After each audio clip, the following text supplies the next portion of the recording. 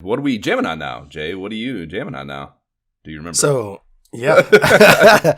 I do remember. That was not the issue. First thing I was jamming on, Raiden 4 Mikado Remix.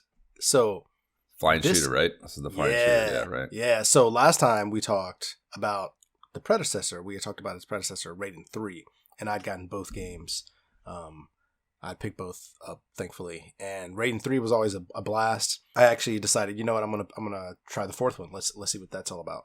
And it's a lot of fun, man. It's what you would expect. It's similar to 3. I was just gonna say it's what it's all about. It's probably very similar to 3. Oh yeah, very similar to 3. But then there's some weapon twists and changes. You have proton lasers that you can select in on each run. You can decide how you want your proton laser to form. Like it can either split in 3 different seeking rays, or it can just do this twist thing where it kind of finds everything on the screen. It's kind of hard to describe, but it's a blast. So that's really fun. Do they have because I'm always trying to understand how could they advance this genre, playing no modern ones at all, really. Is there interesting, is it just a basic toggle or something to go through the different types, or is there some sort of cool selection fucking menu or system?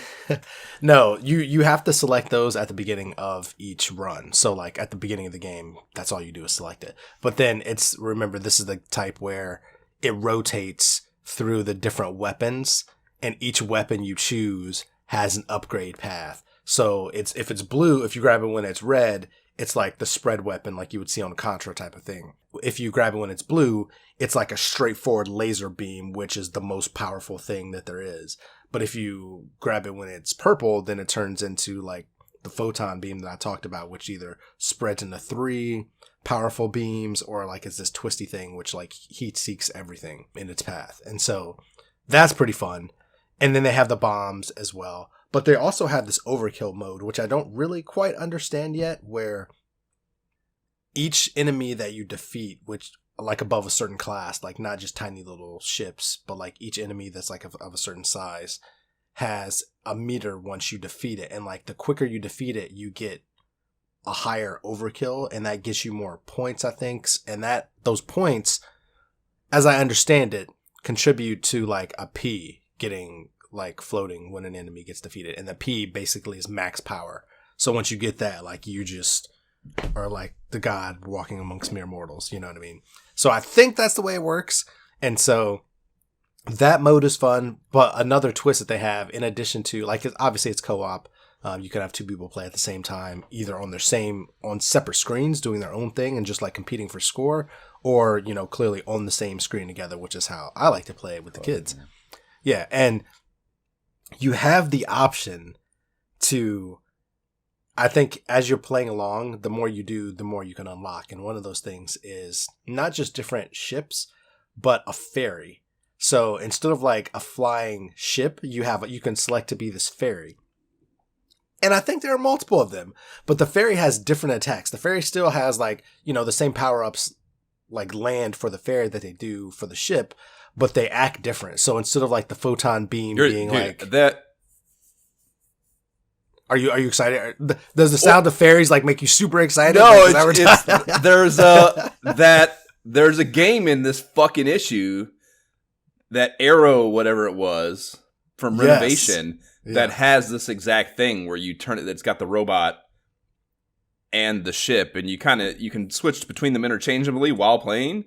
We'll obviously talk about it later, but you're describing a game that I just played, and But this is far better. That game sucks. This game is strongly disagree. We'll talk about that later. Whoa!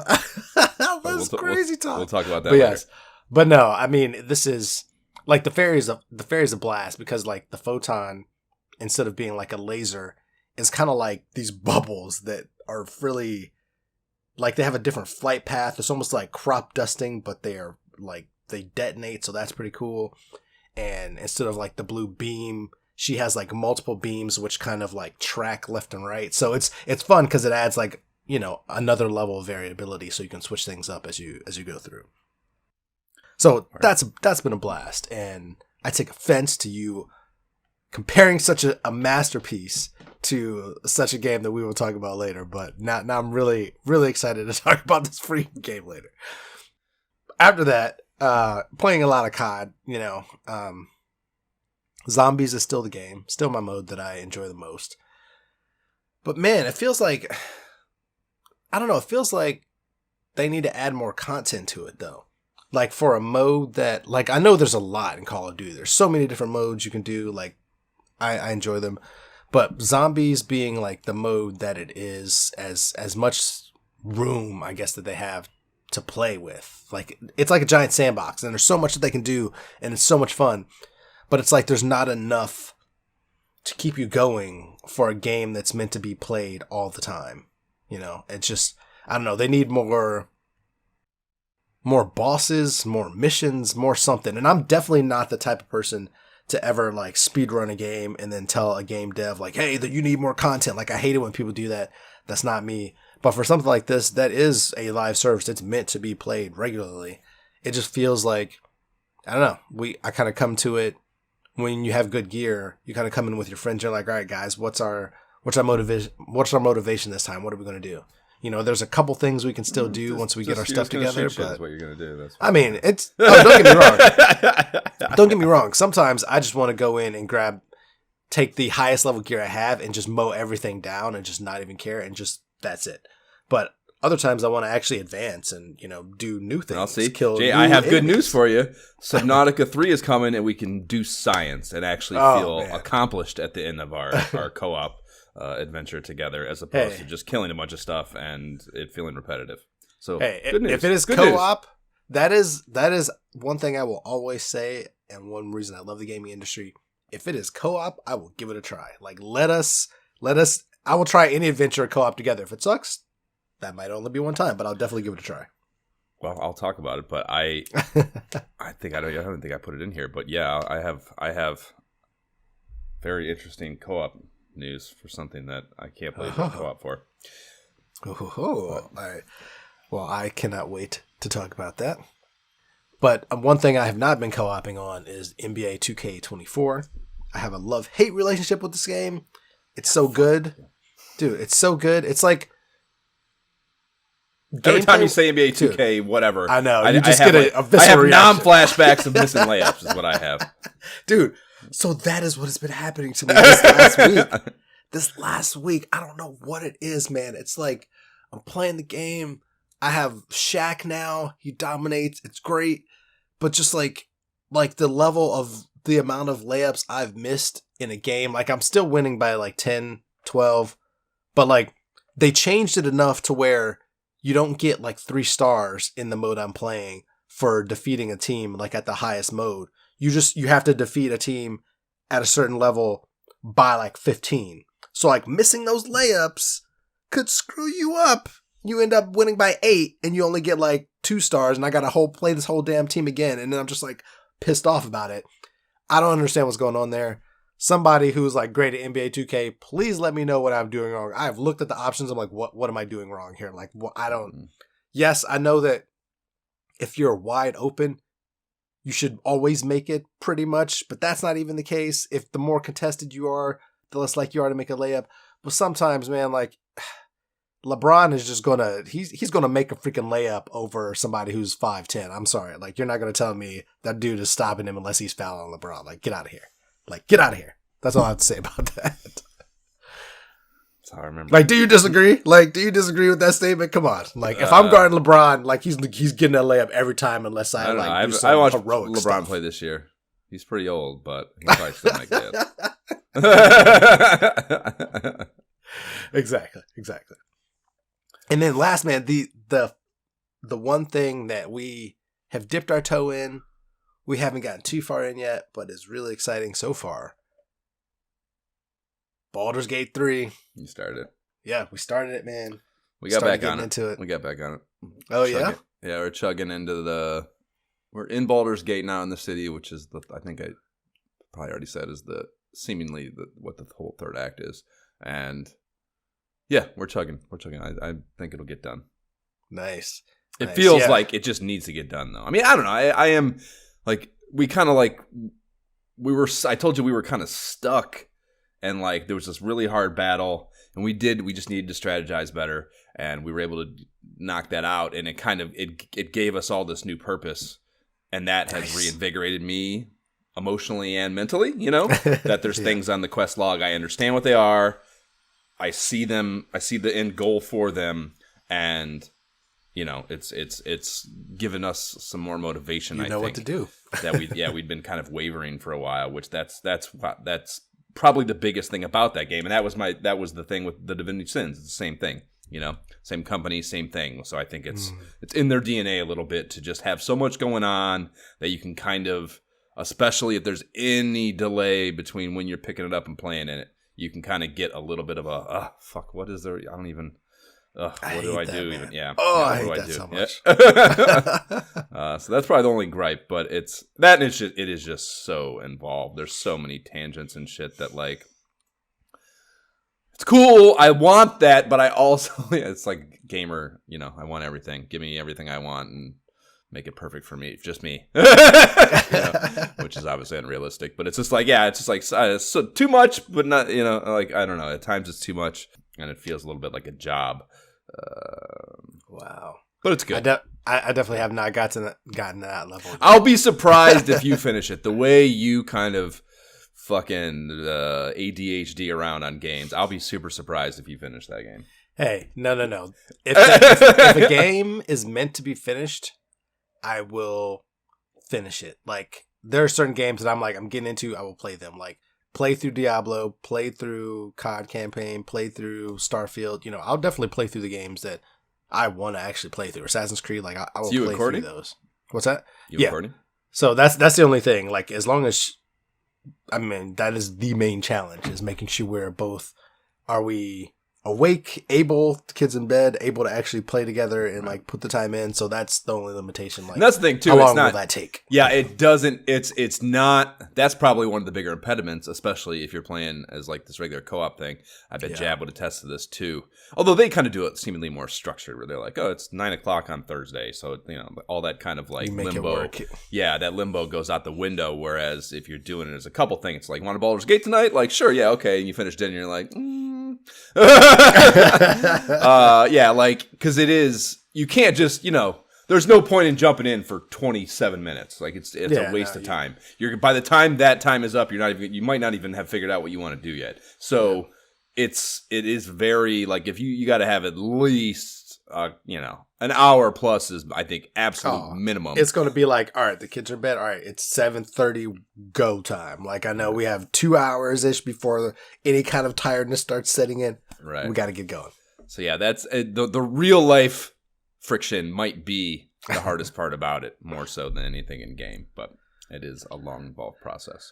So it was funny, though. Like, when we first started, we started so late in the night. Like, we started after we were already tired. It was after 9:00. So we built our character and everything. We started going through, and we weren't that much paying attention to, we're tired. So we're just trying to fight. We're not paying attention to what is actually happening. And we were getting mopped up. We were just like, what is happening? We got to go to bed. Just forget it. So like the next day we came back at it and we're like, oh, we were too tired to understand. These people are just fighting each other. We just need to go this way, and we were fine. And that's that is the coolest part about it. Is if you allow yourself. I already told you some of the when I first started that pushing that spider off the ledge. That whole story, like that game allows you a puzzle solving creative freedom that I don't know has ever been matched in that kind of game. It's so not railroaded. And if you allow yourself to explore and try things and, be creative and don't just, I just got to kill this thing. Like, because that is how those games can get and feel. That game, you don't have to play it like that. There is almost always another solution to just fighting something, So if you want to play that way, you can. And like, there's different, I was trying to get into this room the other night. I'm like, and I told you go off and do your own things. Like, you don't have to stay together. You probably won't stay together a lot of times. Yeah, I noticed that too. Yeah. Yeah, it's a divide and conquer vibe for sure. And, I was trying to get into, like, I had like got to this thing, and I'm like, okay, I can't. The lock pick thing is too high for me to roll. I burn a bunch of fucking things trying to get lucky and hit on it. I was like, fuck, I gotta figure out another solution. So I'm off like trying to find a potion to fucking to up my thing on the roll, and I'm like focused on that. And then I realize that Amy has wandered into the room via another means and like basically ruined my quest, that I had made it irrelevant. I just dedicated like 90 minutes to like trying to solve this one problem because I didn't even see or think of another avenue towards it. And she just wanders into it, and fucking solves the thing, totally just by chance, So like, and that's the kind of, she didn't open that door either. She just got in another way. So like you can there's just so much freedom to it. That's part of the paralyzation, perhaps, is that there is not that linearity that you can just power through, but that's also what makes it cool, so. Dude, that's also what made even getting the character skill selection set up. Like, oh, yeah. Dude, every time, I was thinking, like, me, I'm always, from the days of me and Courtney playing together with, like, starting with Guild Wars, like, I've loved... me, sorcerer mage class. Let me just find the most damage, powerful, cool, like, spell I can find. But man, looking at the types of spells, I'm like, wait a minute. This pushes something. Wait, this sucks having to pick stuff. I'm like, wait a minute. I could do that. This could be useful. I'm like, that could be useful. That could be useful. Like, I could see all these random things which I normally wouldn't do. Because I'm always like, damage. That's the positive side of it, perhaps. But the negative side of it is you don't know what all that does. It's like, it's like fucking making 18-year-old kids pick their fucking life track. And kind of like going to college. It's like, you idiots. Like, this moron has no idea what they'll be good at or what they're best suited for or what they'll have an interest in as an adult. Yeah. It sucks that you're making them make these choices right now, these uninformed choices. And that's kind of how a game like that is, but there's also, that's kind of, it allows you freedom to fucking that's how I felt until I leveled up a bit and got to replace swap skill. And I was like, oh, great. Right. Let me swap this other one out that I ain't even using at all, which I thought would be useful. And now it's not. Yeah. For this other But you don't even have to, because you can develop the gear will allow you to add things outside of maybe your class or race's native repertoire, so there is, it's not total, but there is a very sizable amount of customization that you can introduce to characters even after you've maybe tracked yourself a little bit somewhere, I had Tiefling Ranger. Todd's a Tiefling Ranger, and that lends itself to kind of dexterity and stealth and stuff too. But I have really, having thief capabilities in that game allow a lot of freedom. So I have really stacked those things, but with both gear and kind of ancillary skill choices to make him disposed towards stealth type things. So. That's so fun. That's so funny. I love hearing that because it could be the opposite for me. Like I don't want a thief. I will be more powerful or suave and diplomatic and like I will find a way. But like thieving, no, I couldn't. That's not me at all. Well, that's because I'll destroy you. Historically, I like the variability in choices. It's less of a it's less of a thing now, of course, as games get more complex. But historically, thieves they're useless in these older games, in particular. 8/16. It's like, does that work? Like, what does the thief really never. Do? Yeah, like the thief in fucking that Dungeons and Dragons Warriors of the Eternal Sun game I love on Genesis so much is fucking useless. So like, it's like you can't, none of the shit, they can't do any of the shit that you want a thief to be able to do. Just because the systems aren't present for them, This game has the systems though, so like thief shit, you can do some dirty ass fucking conniving shit and no one will know. And that's the thing you want a thief to be capable of, to pull some shit and have no one find out, and that's really interesting, so. No, I get it. It's just not my jam, baby. Not my jam. Like even ESO, I will say ESO has some great like Thieves Guild quest line, like whole areas. And like I knew people in the guild who loved it, and they were like, I tried to get into it, like because why not? It's a game. I'm trying all played stuff it for in the game. 15 years. Why not? Right, try exactly. Like, of course, I'm gonna try this stuff. But I was just like, this is a cool area, but like this whole sneaking around, I'm like, I'm good. I'd rather just go kill stuff. Skyrim. I But it's understand. different. Elder As an Scrolls thing. is not exactly the same thing, but it's close enough. Like I like the Thieves Guild storyline in Skyrim a lot, but like the actual functionality of thieving shit in that it's first person, it's tough, man. That's they need even there. I mean, we're talking that's 2011. When did that come out? Whatever. So I mean, I guess that is almost 15 years ago. So that's a long time ago. But yeah, they didn't have it figured out for Skyrim. So bad comparison. Okay, Word. Like I said, I'm excited to hear your journey through that because it's there's just no way to have a replicable there's no way for you to have the same experience basically too. So it'll be interesting to hear kind of a piecemealed out track and how things go for you because I'm sure there'll be road signs or what do you call that road post like. What do you call that? Just like quest marker, signpost. Whatever. There'll be things along the way that you'll be able to talk about. That should be common. That'll be in common, but there'll be so many things connecting those that are completely off the fucking beaten path of my guy's deal. That it'll be interesting to hear how those kind of intersect. Yeah, man. Yeah. Okay. Can't wait to keep playing that, and then most of the other games I've started to dip my toe in a couple other games as well. Since these are all the games that I've played outside of the Baldur's Gate 3 with Courtney are all just pick up and play anytime games. They're not really quest type of games. So dipping my toes in a couple, but I will save those for next time when I have more to report. But just glad I'm able to start gaming a little bit more. Fair. See, I mixed it up a little bit since the last episode too. I certainly played the shit out of Asgard's Wrath 2. Nearly a daily occurrence, and I am back to and beyond my pre-save shit show debacle situation, and cooking right along. I got the third character now, which was basically just right after where I fucked up my game last time, and she's got it's like this wood elf that they all have a whole new weapon set. Hers is a bow. And she's got a shield too. Shields, I don't really fuck with them. They're kind of.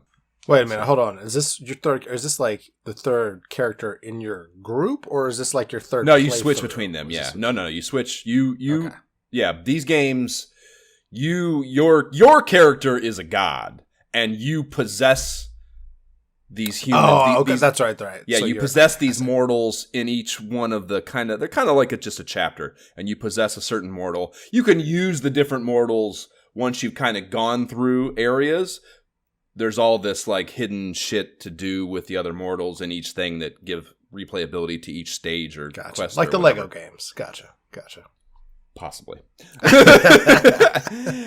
So yeah, hers is a bow, and then she's got this projectile grenade thing that you can just throw it and blow shit up standalone, but you can also use it as like a shoot it or throw it and shoot it thing for more damaging attacks, and that's a really, really cool mechanic that none of the other two characters didn't have. So that's a fun thing. And each time, this happened with the second character too, who was more of she had this harp that is kind of it's a projectile weapon, but it's like a one handheld thing, and the motion for it is kind of like this. You're just like flicking attacks, as opposed to a more traditional bow thing.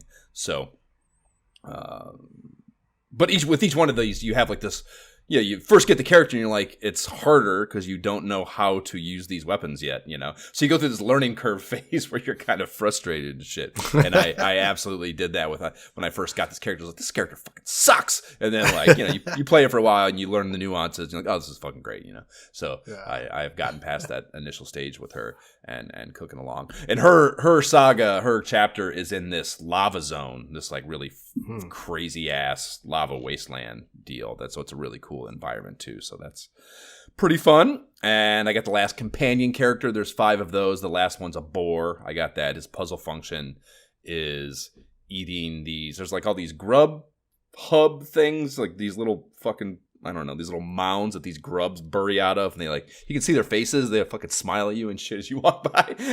But he eats these things, and like his whole like vibe is he's like this happy fat man glutton type character, and he eats these grubs and then can regurgitate them to change things in the environment. Like he can like muck up automated roadblocks and clean the ooze off things to make them interactable, and he's unlocks these environmental things, and that's his deal, is like regurgitating this vomit shit onto them. So that's pretty fun, I guess.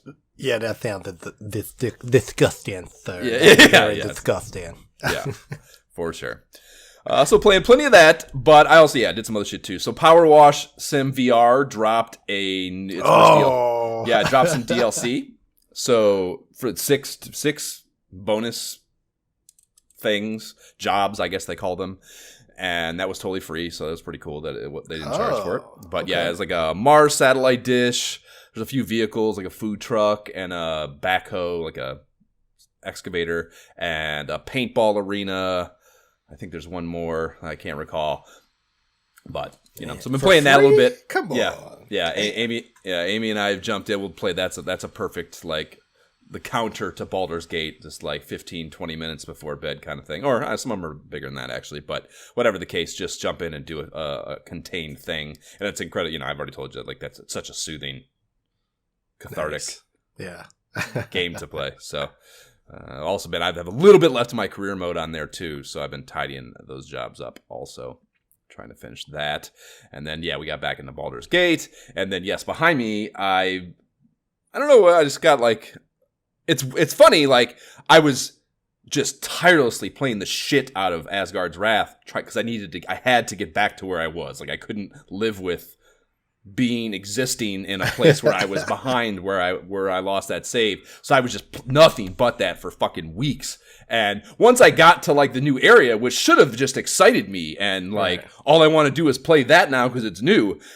It like I don't know. I felt I don't know. It was just like exhaustion or what. Just whatever the case. I was just like, oh god, I need to take a break from this. I've just played too much of it for the past few weeks. So I started to fuck with some other things. And then I remembered I had Pixel Rip 95 still unbeaten, so I'd fired that up, and a couple of 2 or 3 PlayStations maybe in the last few days. I posted a few vids of it, but I beat it, and nice. I don't know, it's such a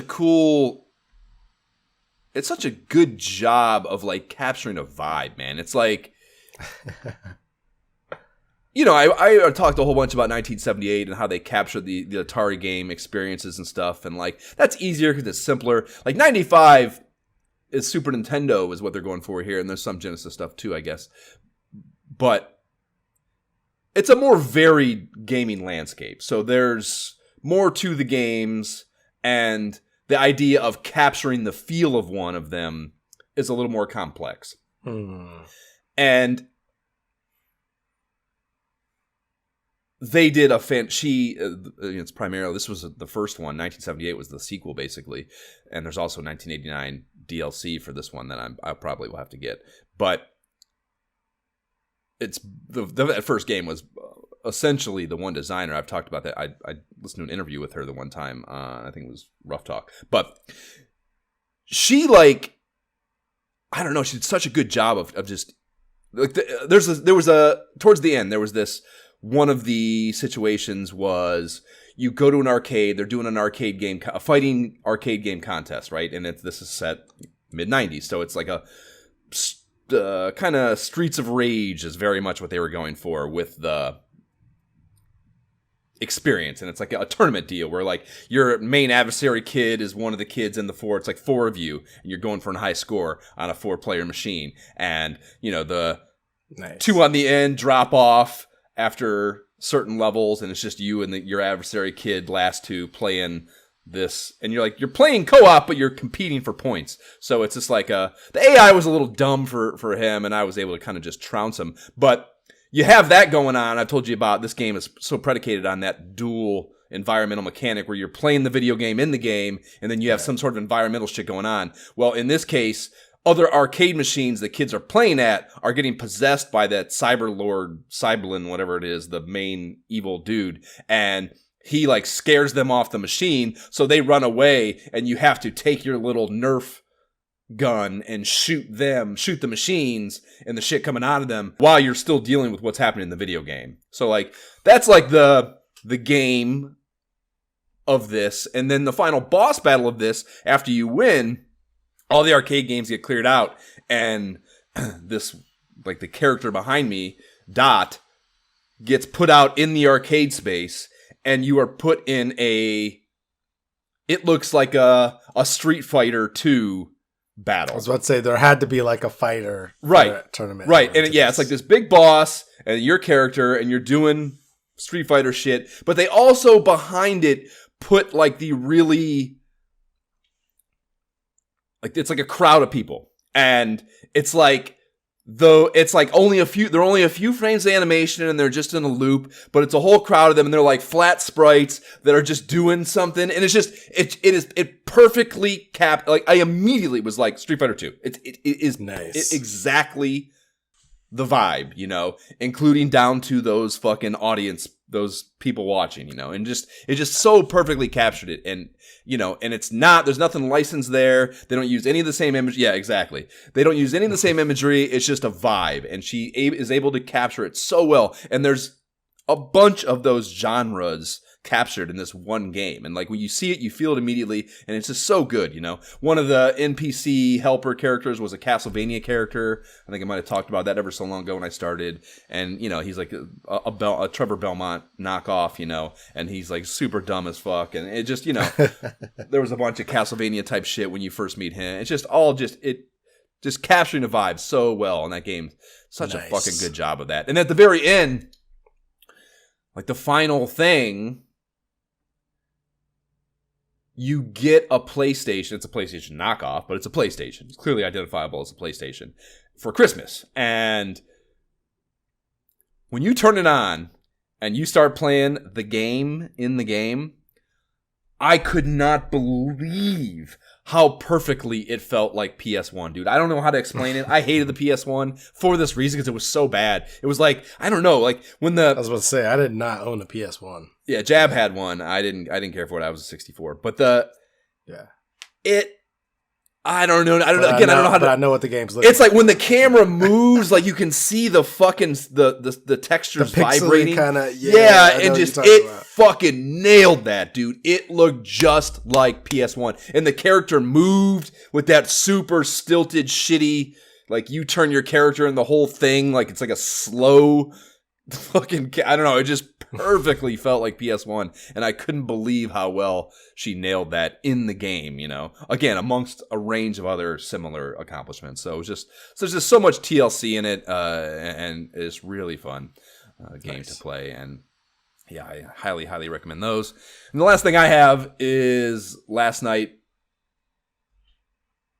Amy and I convinced Amy to jump in and try. Finally, I bought it and tried the Meow Wolf walkabout course. Oh, yeah. It is. I mean, I would expect it to be bananas. It is fucking bananas, though. It is absolutely crazy as fuck.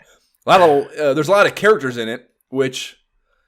Like walking around and stuff? Like kind of like the Labyrinth course. Yeah, okay. If you can recall playing that. Okay. And honestly, a lot of the models kind of felt like they were starter packs for these characters. I'm saying a lot of the character models in Labyrinth were like the starter for a lot of these characters. I could feel a lot of connective tissue with maybe that's just the way their fucking polygon situation works. Maybe that's why I feel that way. But I got a lot of Labyrinth vibes out of it. And that's, Labyrinth is obviously just a crazy ass environment too. So that's maybe part of it as well. But this is way crazier than Labyrinth. Like way crazier. Part of it's the colors and shit, because it's like this really vibrant neon thing. But just way busier, way more shit going on. And a lot, which is the worst possible situation for finding balls too. So that was frustrating.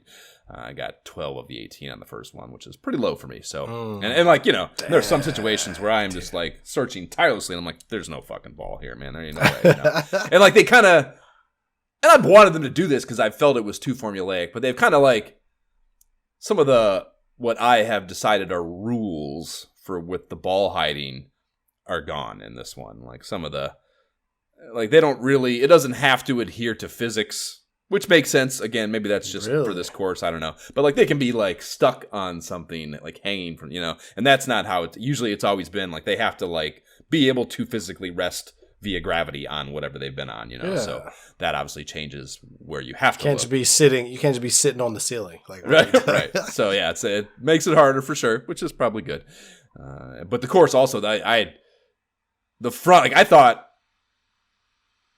Yeah, the front 9 was hard as fuck, and I thought, I was like, Jesus, like, part of it, so I hadn't played in a while, so like, man, am I ultra terrible now? Like, what the hell is going on? Yeah, the front 9 was pretty rough. I ended up finishing a 2 under, because the back 9 was a lot more palatable, but the front 9 was difficult, and I was having some real getting my groove back struggles at the top of it, but it's fun.